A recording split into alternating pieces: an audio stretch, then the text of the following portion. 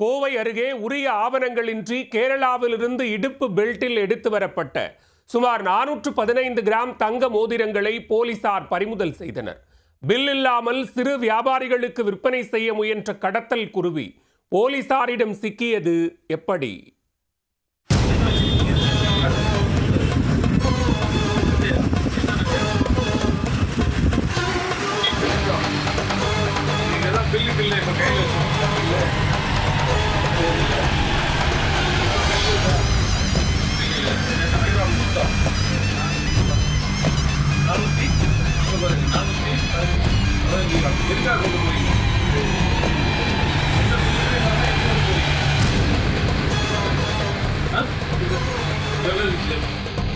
கேரளாவில் தங்க கடத்தல் என்பது சர்வசாதாரணமாக அரங்கேறும் சம்பவமாக மாறியுள்ளது.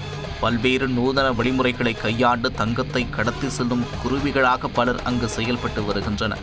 அரசுக்கு செலுத்த வேண்டிய ஜிஎஸ்டி வரியை செலுத்தாமல் இதுபோன்ற தங்க கடத்தல் மாஃபியா கும்பல்கள் சர்வசாதாரணமாக மாநிலம் விட்டு மாநிலம் கடத்தி சென்று வரி ஏய்ப்பு செய்கின்றன.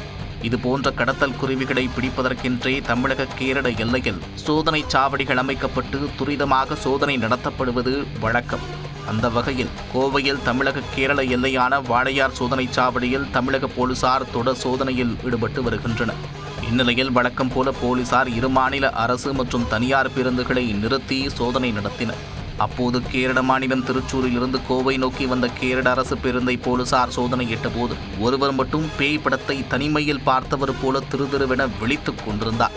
அவரை பிடித்து கீழே இறக்கி சோதனை செய்த போது இடுப்பு பகுதியில் கலகலவென சத்தம் கேட்டுள்ளது.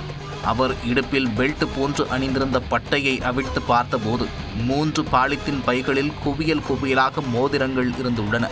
அவற்றை எடுத்து சோதித்து பார்த்தபோது அத்தனையும் சொக்க தங்கம் என்பது தெரிய வந்தது. சுமார் 415 கிராம் எடை கொண்ட அந்த தங்க மோதிரங்களின் மதிப்பு 51 லட்சம் ரூபாய் என்று மதிப்பிடப்பட்டுள்ளது. அவரிடம் நடத்திய விசாரணையில் கேரள மாநிலம் திருச்சூரில் நகைக்கடை நடத்தி வருவதும் உரிய ரசீதுகள் மற்றும் ஆவணங்களின்றி கோவையில் உள்ள சிறு நகைக்கடைகளுக்கு சப்ளை செய்ய நகைகளை திருட்டுத்தனமாக எடுத்து வந்ததும் தெரிய வந்தது. இதன் மூலம் பில்லில்லாமல் வியாபாரம் செய்து பல லட்சம் ரூபாய் ஜிஎஸ்டி வரி ஏய்ப்பு செய்ய முயன்றதும் கண்டுபிடிக்கப்பட்டது.